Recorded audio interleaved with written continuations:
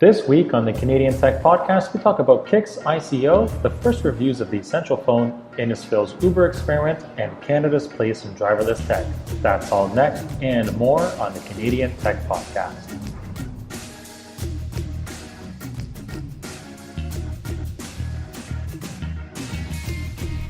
The Canadian Tech Podcast is sponsored by Olio Digital Labs. Olio are the planners, designers, and developers of the apps used by some of Canada's biggest brands.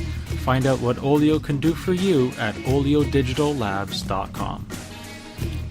And we're also sponsored by CodeShip, continuous integration and delivery software that lets you ship your apps with confidence. Both CodeShip Basic and CodeShip Pro come with a free plan that grants 100 builds per month, unlimited projects, and unlimited users. Visit codeship.com today to find out which CodeShip product is right for you.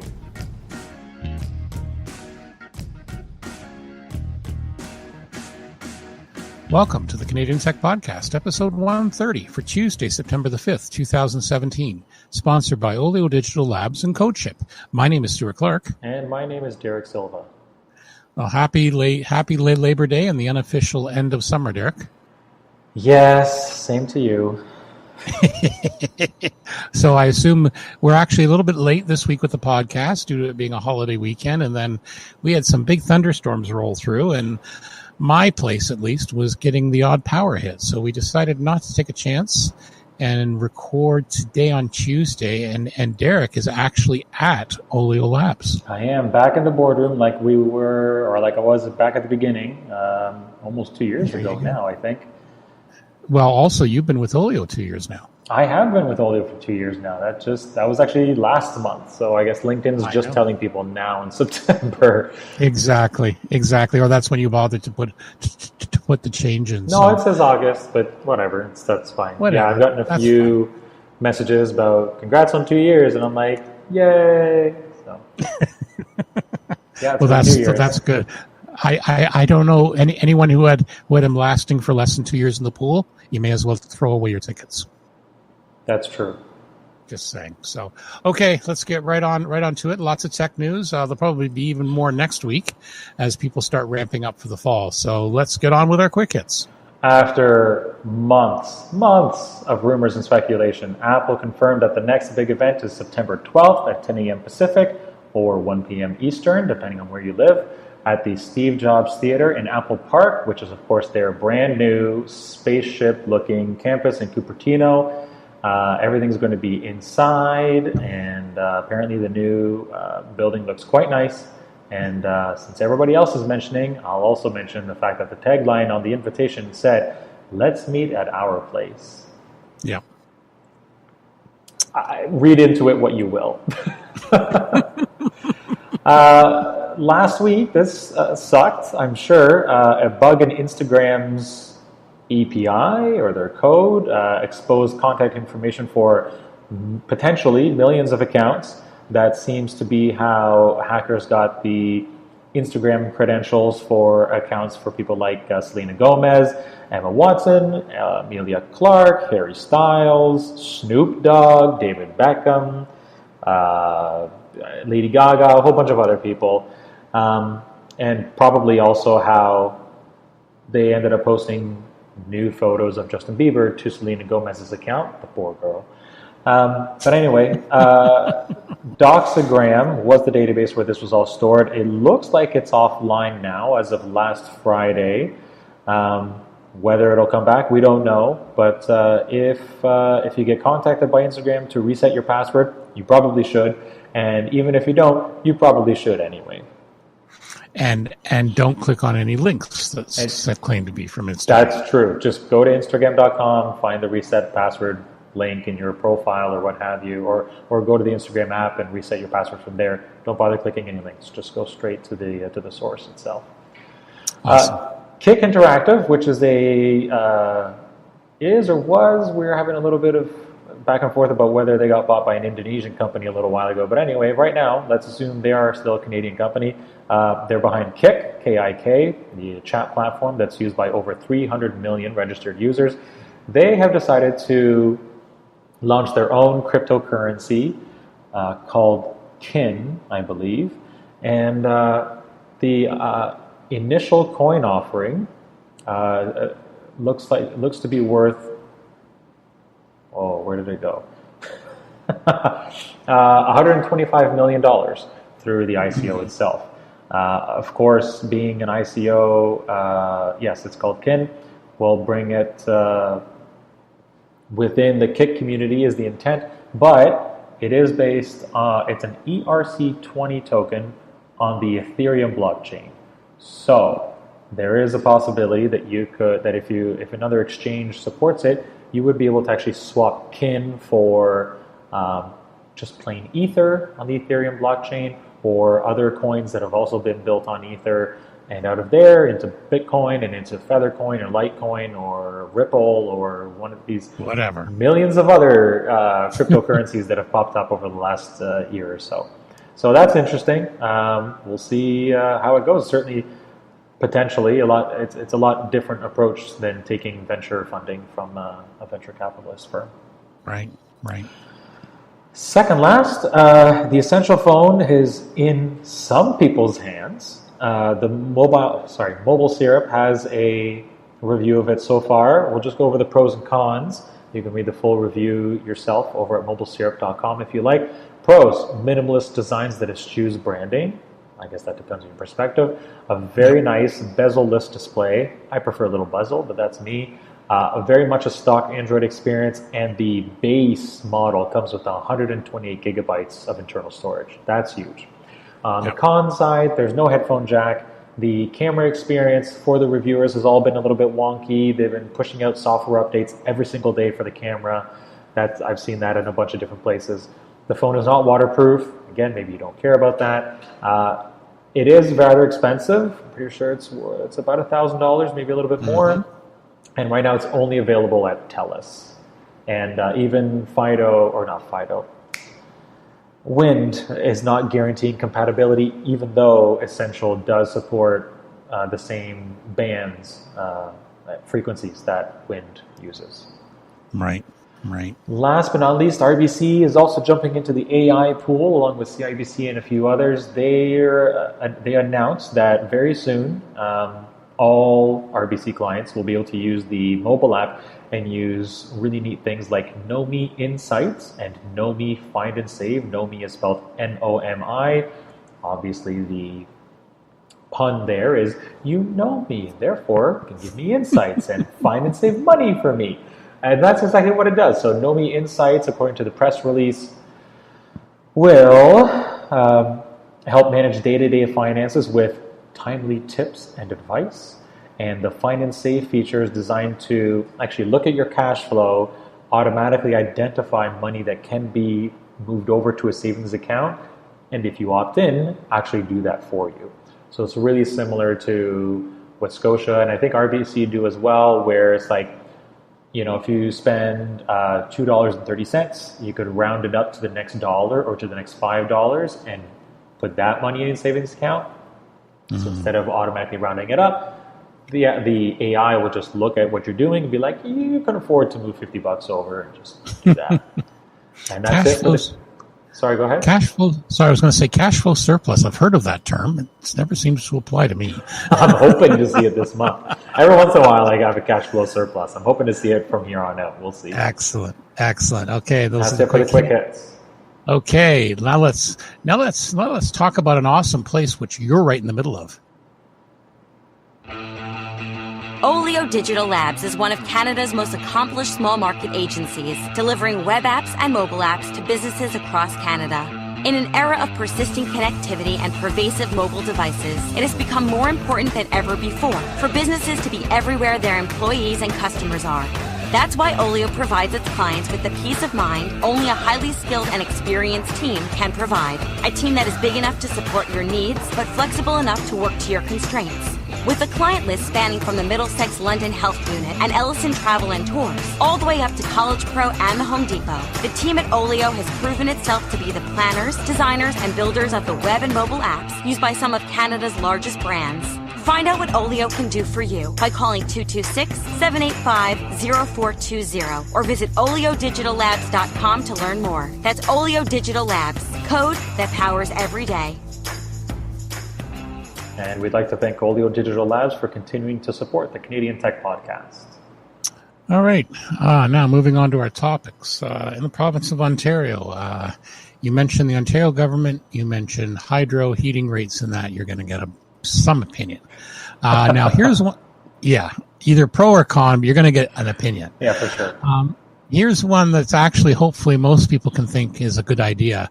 Ontario's offering a smart thermostat installed at no cost, along with free home energy reviews to 100,000 households in a bid to cut greenhouse gas emissions. Environment Minister Chris Ballard unveiled the $40 million program last Wednesday through the new Green Ontario plan, the Green Ontario Fund, which was launched with $377 million in revenues from the province's cap and trade program. Mm-hmm. Aside from saving from the retail cost of a thermostat, because they're about $200 and $350. Yeah.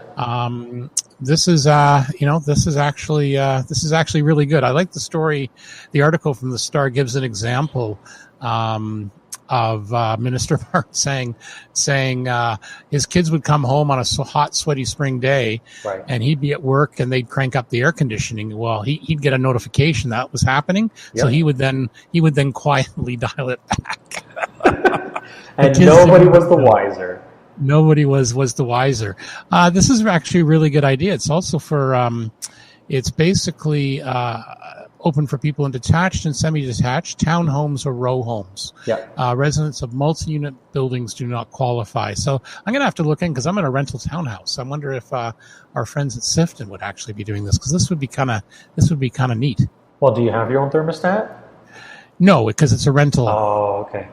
But see, they say rental too. So Sifton, Sifton, I mean, if you don't have a thermostat, you really have nowhere to install this, because you have nothing to control, right?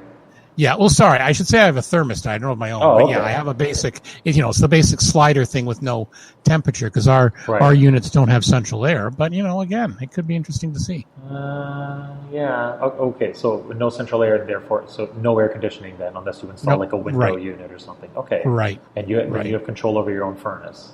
Yeah, so I think it's something they would do, but obviously I looked up the thing and they'd say you'd have to get the okay from your, if you're renting, your landlord or association would have to do it.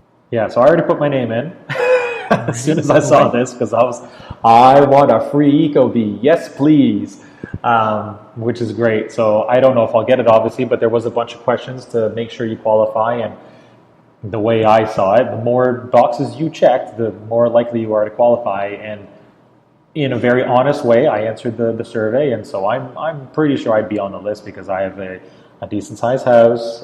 It's single detached. I've got my own property. I do have kids. I got one of the quote unquote smart ones from the government, or from Hydro One, a little while ago, but it is not that friendly at all. Like, it's just like the username and password to log in, I don't even know what it is. I got it once when I called over the phone. I thought I'd put it in Simple Note until I could move it over to LastPass, and then I don't know, it's gone. And so I need to call up and get my password reset again. And and even then, like, the schedules are very inflexible. It's like, well, what do you want to happen between 8 and 10 a.m.? What? Sometimes I'm home, sometimes I'm not. Like, you could probably turn off the heat, or like, lower the temperature, because I'm not going to be home for that much longer. But like, the times they have set in there are not flexible at all, and it's not very friendly. Plus, EcoBEEEEEES has the benefit, at least if I'm able to get an EcoBEEEEEEES 3, of allowing me then, on my own dime, as far as I'm concerned, go out and buy the remote sensors. So that, because up in the bedrooms, especially the kids' bedrooms, the temperature is way off from the rest of the house, and usually in our bedroom too. So it just, it's an upstairs thing. It happens. So if I could put one in one of the kids' rooms, where it's typically colder in the winter and typically warmer in the summer than the rest of the house, then hopefully that would tell my furnace just to circulate the air throughout the rest of the house and even it out a little bit. So I'm hoping for something like that. I'm happy to pay for the remote sensors myself, but if I can get the core unit installed for free, I'm on it. So I signed up right away, and hopefully in a month or two, once they actually start rolling this out, I'll be able to tell you all about my EcoBEEEEEES 3 or something like that. Excellent. Yeah, I was going to say, you have to make sure you let us know about it. And Of course. I'm sure that's going to be a pick of the week. It will be, absolutely. Even if I don't get, or even if I'm not a huge fan of it, I'll certainly sing the parts I sing about the parts I do like. Right. Okay, moving on. Our good friends at the CRTC doing some more shaking up. There's certainly, I have a feeling Bell and Rogers aren't going to be sending the CRTC a Christmas card this year, Derek. I'm pretty sure. Maybe some the latest. Yep. Latest thing is they've mandated some change of rules in terms of wholesale internet available to resellers. So basically, they're now including fiber facilities available in Quebec and Ontario. They have to open those up to just like they do with their cable ones, both Rogers and Bell. What do you have to say about this? I think this is great. So if you're wondering, like, why?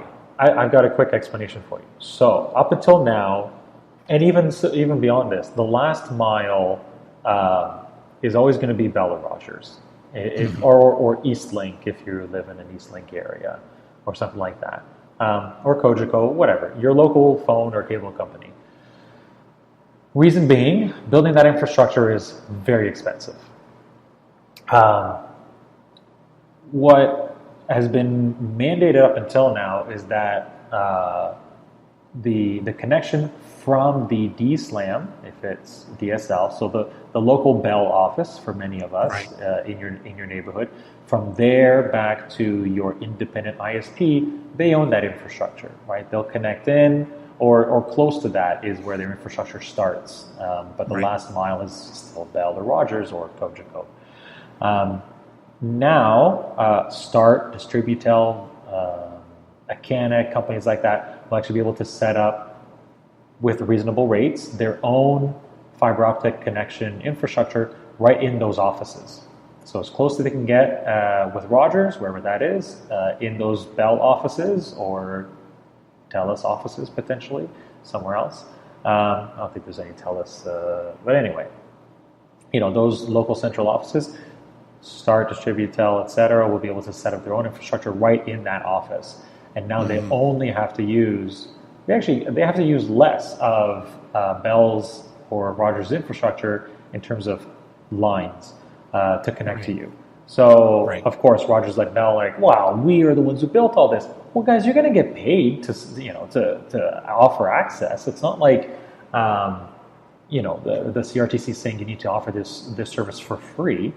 But it has to be a reasonable price, of course, and I think they were mandating recently actual wholesale prices, so I don't know if the CRTC is at the point where they're actually going to say how much that access is going to cost to these facilities, but there you go, perfect line. Small internet service providers will still buy wholesale access to connections from a telecoms network to the home, but they must also separately lease or build their own transmission facilities within those locations.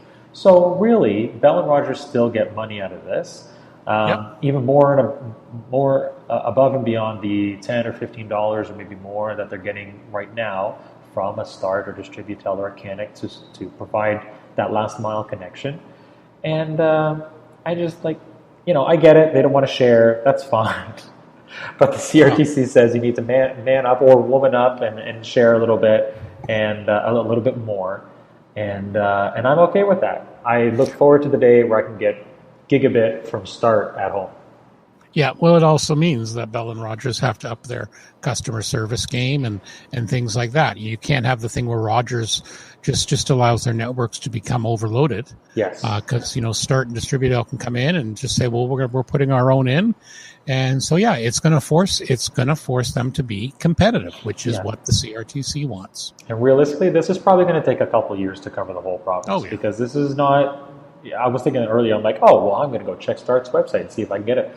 Well, no, of course not, because they still need to strike a deal with probably just Rogers here, and then install equipment in those facilities wherever they need to go. And there's probably a few different locations around London alone.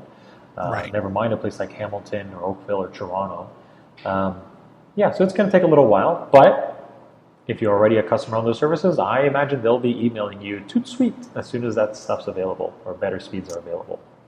Exactly. So excellent. Okay, we're going to keep an eye on them. Also, speaking of a story we've been keeping an eye on, we covered this a couple of months ago. How the township, whatever of Innisfil, they were looking at getting public transit, because Innisfil is an area of about 30,000 people, but it's basically a bunch of small villages. And they were having issues where, people, unless you have a car, you couldn't go to work. It was tough to get to the community center, things like that. So they were looking at originally getting a bus, and I think it was going to be 500,000 of it. It was 300,000. 300,000. Okay, it was definitely in the six figures. So they decided to put a proposal out, and Uber came back to them.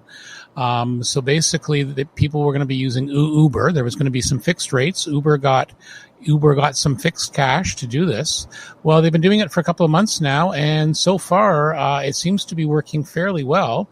In fact, they've already saved $73,500 by using the service. Now, Derek, as a township councillor, is that the right municipal term? Municipal councillor. In a similar sort of circumstance, you've got areas out there where smaller towns and everything, and unless you have a car, it's kind of tough. What do you think? So I think this is a really smart thing Innisfil's done. We are, as part of our strategic goals, I know that staff are looking at options like this to offer some sort of transit solution to Middlesex Centre residents. The saved 73,000 part, I'm not sure I would call it saved. They are 73,500 under budget. Right. They budgeted $100,000 for the 2-month-long stage 1 experiment, and so far they've been offering fixed fee routes. So, and a few other things. So yeah, basically what happens is you sign up for Uber within the town of Innisfil, you get a $5 discount on every trip. So getting to the Innisfil recreation area would potentially normally cost you $8 to go to and from. Instead, it costs $3 to $4 to get to a Go bus stop, and that would normally be $4, or that would normally be $9 instead of it's only $4, and so on. That's smart. That's really smart. It's only cost them $26,462.41, putting them over $73,500 under budget, which is great. Obviously, a budget needs to be set. So, could that go up as more people pick up on it? Yeah, of course. But if there's been a decent uptake so far, that's great. And this still compares to $5 per trip per person versus $17 per trip per person, or at least $17 per person that a bus system would have cost. So it's a huge difference. It's probably Uber X, so normal people driving around, those people get paid, they make a little bit of money, people have another option to get around, and it seems like everybody's winning in this respect. Yep, it'll be interesting to see. I'd love to know just myself are these Uber drivers, are they strictly part-time, or is it provided some full-time employment for some at a living wage, et cetera. But yeah, it's I think it's an excellent option, especially, if you look at a map of the area of Innisfil, it's not like a St. Thomas. These are like a bunch of smaller centers separated by several miles each. So it's, you might have something between St. Thomas and Union and Port Stanley. And for things like that. So yeah, good for them. So we're going to continue to keep an eye on that. We both like transit, municipal issues. So we think this is kind of neat as well. All right. Speaking of driving and stuff like that, driverless vehicles and that, more and more we're hearing about them. And now Canadian company Magna International, they've fielded Canada's latest entry. They're looking at their own autonomous technology. They've launched its Max 4 autonomous driving platform last week. Most of the major players are involved already, but we've already seen BlackBerry, or the BlackBerry QNX, I should say, doing that, as well as a few other Canadian companies getting involved with this. So, more and more, there's just, I'm always saying, I shake my head at driverless tech to see, the smarts required to that, especially if you deal with Ontario drivers. Yeah. London drivers, Middlesex, whatever. But yeah, there's some, there's, I think the more players we get in, the more quicker it's going to be. Now, I think as someone says here, you're not going to see it, right away tomorrow, but, it's definitely more and more going to happen. Your comments? What we've found over the last year or two is, for whatever reason, or a multitude of reasons, Canada is hot on AI. Government money has gone into it. A lot of the best researchers in the world are working over at U of T and I think University of Calgary and the related companies, or advising companies in those areas, which is fantastic. Yes, there were already very smart people working at BlackBerry, of course, and Uber set up an office, I think, in Waterloo or Toronto, specifically to help develop their AI efforts. So, for whatever reason, this is hot. That's great. Obviously, there on the government side, A, money is available. B, places like Stratford are available for testing. Almost certainly in partnership with the University of Waterloo, because there is a campus in Stratford now, as of a few years ago. So the table's been set. People are taking advantage of it, and we're reaping the benefits, at least in terms of jobs and testing being done here. And I think one of the reasons is we offer a climate that is very varied, highly varied, where there's hills and valleys and good roads and bad roads and summer driving, rain driving, snow driving. Like, you can really test pretty much anything, any scenario in Ontario, or even just southwestern Ontario. So, and obviously Northern Ontario will give you a much better place to test out unmapped roads and things like that. So basically Ontario offers it all, weather-wise, scenario-wise, good talent available, a lot more affordable than a lot of places in the U.S. Yes. And it all seems to be paying off. We were talking about different scenarios. I have a very important scenario. I hope they've included for Ontario. What? Will it autonomously drive you up to the Tim Hortons drive-thru? We have lots of drive-thrus, all run by lots of different companies. So yes, I think that would help. Yeah, but that'll work. So, all right. Moving on. This one here, I read this one and then I'm going, oh boy. People are awesome. Yeah, I know it's awesome, but it also frightens the heck out of me. Sure. People are using old laptop batteries to build their own versions of Tesla's Powerwall.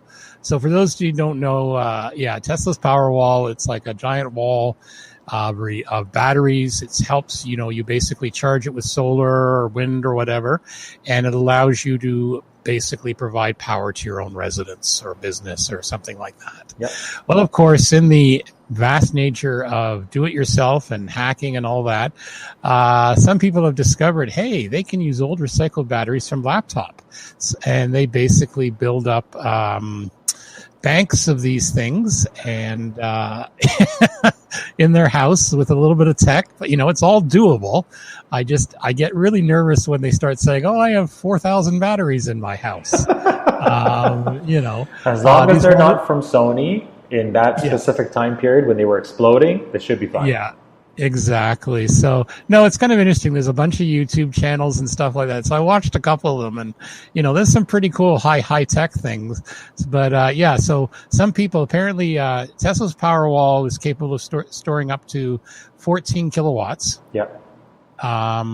But apparently the consumer ones they've been able to get it much more. So one guy's done 28 kilowatts, and an Australian guy whose video is featured in the one link we have in the show notes, he claims can store 40 kilowatts, which he gathers from the 40 solar panels on his roof. Yeah, 40 kilowatt hours.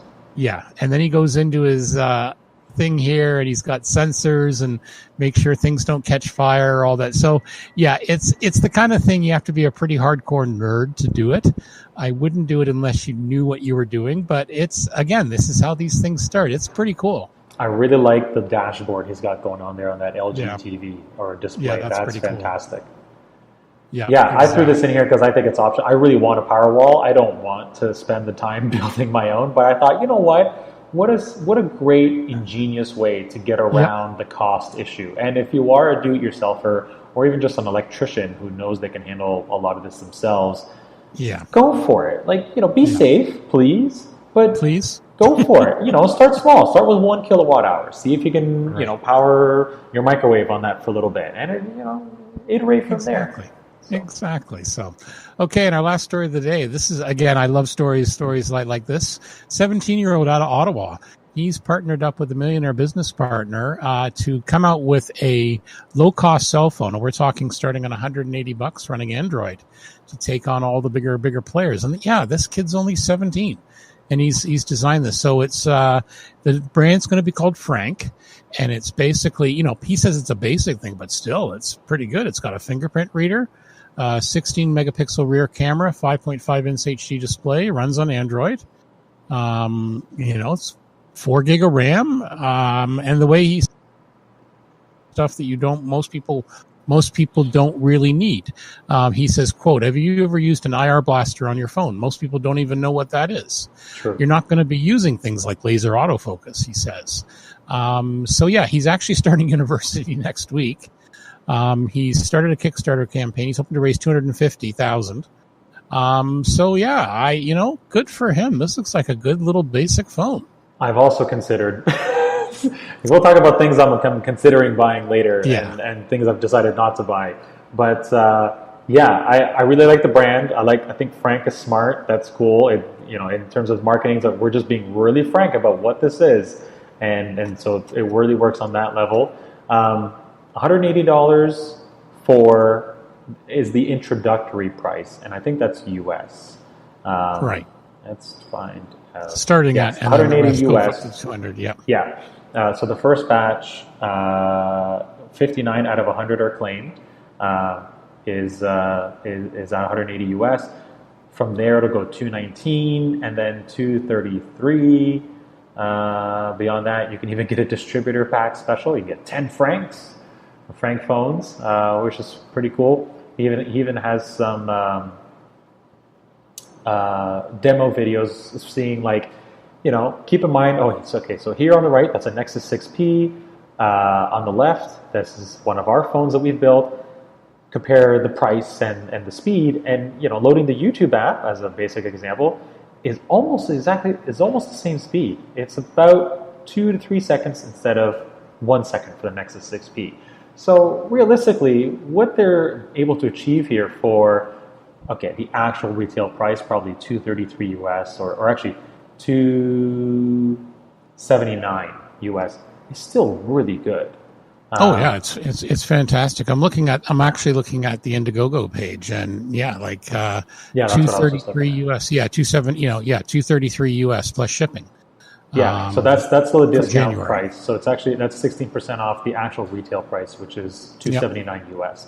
So, but that's phone, earphones, which you don't see included very often anymore, a phone case, USB-C charger, so that was smart to go with USB-C now, and a screen protector. That's actually pretty incredible. That's pretty good. 3,000 milliamp hour battery, not the biggest, but probably enough for a lot of people, especially people who don't want to pay more than $300 or $400. 8-core processor, 64 gigs of storage. Out the gate, this is way better than what you'll pay a lot of other companies for less. So if you're in the market, people, that's all they need. If you're in the market and can wait a few months, this is definitely worth looking at. Yep, it's something I might think about for my mom. Her contract's coming up soon, and eventually. Well, she's going to go month to month, but eventually we might do something. Now, I have to get familiar with Android phones again. So, you'll love it. You'll love it. I know. Maybe a friend of mine ditched her iPhone a few months ago, and she was like, "There you go. Oh my gosh, I don't know how I lived with an iPhone for so long." I'm like, see, told you. There you go. I didn't actually say that. I was just happy she moved over. I know, but no, it's an excellent little thing. So we'll keep an eye on that. What's going on there? Okay, and those are our topics. So now we're going to have a quick pause with a few words about CodeShip. CodeShip is a SaaS-delivered continuous integration and delivery solution that lets you ship your apps with confidence. You can choose between CodeShip Basic or CodeShip Pro. CodeShip Basic is a very simple testing and deployment service with pre-installed CI dependencies that works right out of the box. making the average setup time less than 3 minutes. Or you can try CodeShip Pro. CodeShip Pro is a fully customizable continuous integration and delivery service with native Docker support, and it is a lot easier to use than Jenkins. It makes it easy to test and deploy your microservices and push to any registry.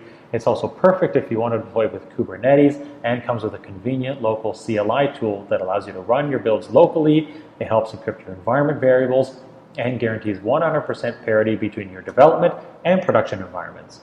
Both CodeShip Basic and Pro come with a free plan that grants 100 builds per month, unlimited projects, and unlimited users. Open source projects are always free on CodeShip. So visit codeship.com today or check out codeship.com/features to find out which CodeShip product is the best fit for you. Ship my code. I like that. Ship it. Did you ship your pants? I didn't say that. That's still a really fun commercial. PG rating again. There goes that. Did you ship my code? I shipped my code. Did you ship your code? Okay, there you go. All right, stuff we like. I'm going to move on. That's fine. That's fine. Go nowhere. We're digging ourselves a hole there. Move on to your code. I know stuff we like. I just have 4 simple words. Fall weather is coming. Mm-hmm. I'm a happy guy. Fall's my favorite season. I'll take that over winter is coming. I know. So there you go. See, I didn't say I like winter. I like the fall when it's not humid. On these nice cool mornings, I've been up at 6 a.m. taking my walk and just, nice. It's funny. I always considered September as kind of, the back to school, the brand new year, more than the 31st. So, yeah, pretty good. That's all I got. What do you have this week? I have Freight Farms and their leafy green machine. I thought this was really, really cool. The leafy green machine is a, quote, complete vertical hydroponic farming system built inside a shipping container, and it's capable of growing a variety of lettuces, herbs, and hardy greens. So you get full climate control inside. It's a pre-built system. It has everything you need to start commercial food production. It's a closed-loop system, so water is recycled and goes directly to the roots. No wasting on like watering a ton of soil you don't need. And their plan is to help enable individuals, communities, or organizations to grow fresh produce year-round. I think it's phenomenal. Of course, there's a smartphone app. Of course. Called Farmhand that lets you remotely control the components, see real-time data, schedule tasks, shop for supplies, which is really neat. They have a lot of farmer support. They've got Farm Camp coming up online or in Boston, if you are so inclined. There's a knowledge base they're starting or already up and running. Tech support, of course, and a community with other people using the same platform. I found a price. I thought it was pretty reasonable. I'm trying to remember. Oh, yeah, on the financing page, they kind of dropped the price there by accident, I think. Well, I'm sure it's not cheap. 85 grand It's US. Not, again. So, no, it's not cheap, but consider the price of buying land. Yep. And then not being able to use it for 6 months of the year. Exactly. This is a bargain if you actually really want to start a farm. So, if you're interested and you don't want to buy all the land, check out freightfarms.com. Freight like shipping freight. I wonder what will happen with a certain crop becoming legal in Canada. I'm sure this will be all over that.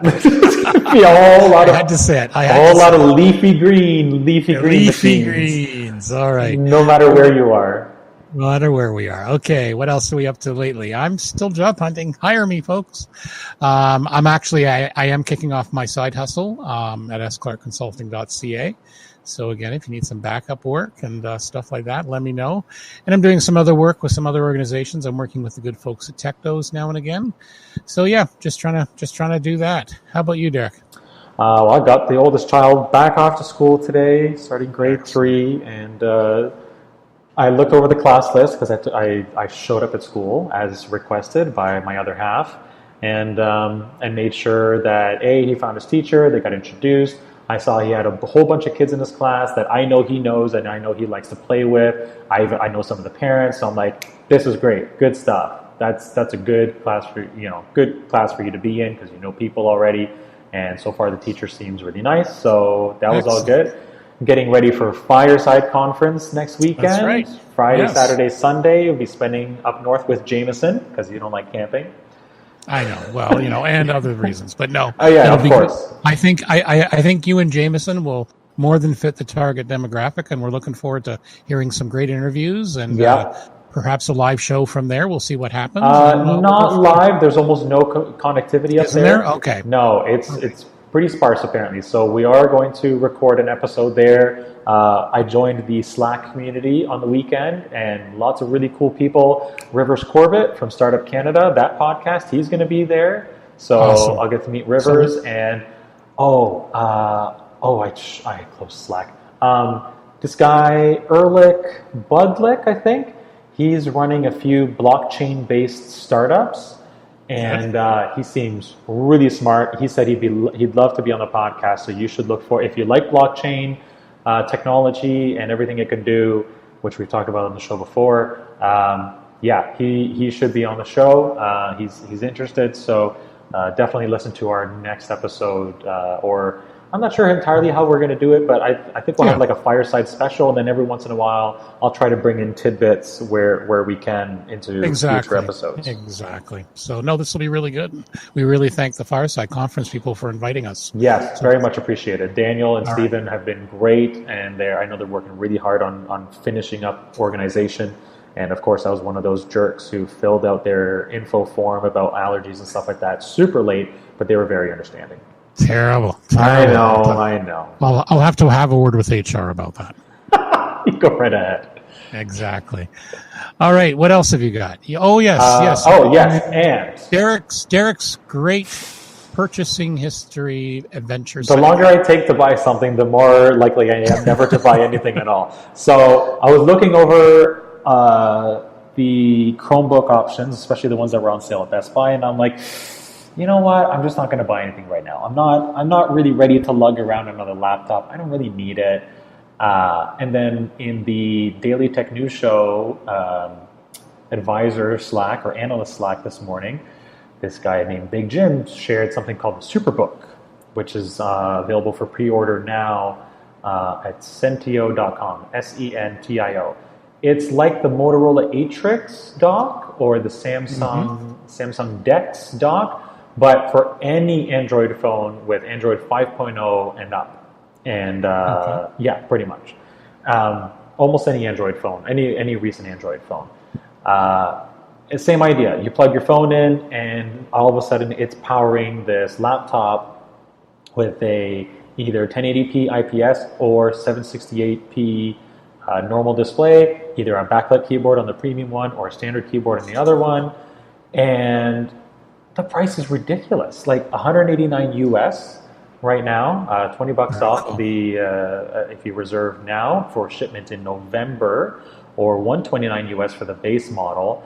The difference is obviously being the screens, and that's pretty much it. Oh, and the keyboard, standard or backlit on the higher resolution screen. Multi-touch trackpad, full-size USB-A port for other accessories. You plug your phone in, you need dual-core processor and more than 1.5 gigs of RAM, and either Type-C or USB micro port, which pretty much every Android phone ever has. Right. And there's even other things you can connect to it. Windows computers, PC sticks, a MacBook, and you can use it as like a secondary display, or even some Raspberry Pi devices, which I have a Raspberry Pi 3. Black, gold, or silver colors. You can buy some additional add-ons. For the price and what you get, I think this is phenomenal. The software looks really good. So now I'm debating spending $189 US on a Superbook instead of buying a Chromebook, because I'm not quite ready for that. And really, I'm still not quite ready for a Superbook either. But I want one, and I want one at the cheaper price of $189 US instead of $209 US. So in other words, we're gonna stay tuned to our next adventure. Yeah. Will he go for this? Will he go back to a suit? Will he go back to a Chromebook? Will he go and buy a Windows? I was looking at the Acer Chromebook 15, and that looked really sweet. But it was going to be a lot of money. It was going to be like $500 or $600. So, all right. Okay, let's wrap this up. Let's wrap this up. We're just under 45 minutes, which is awesome. So don't forget to review us on iTunes, Google Play, Stitcher, Player FM, also the iHeartRadio app, and wherever else you get your podcasts. Retweet us when we tweet about new episodes on Twitter. Share them on Facebook. Like our page. All that good stuff. And so that's about it. So for episode 130 of the Canadian Tech Podcast, my name is Stuart Clark. My name is Derek. I will make my mind up at some point. Silva. Thank you, and be well.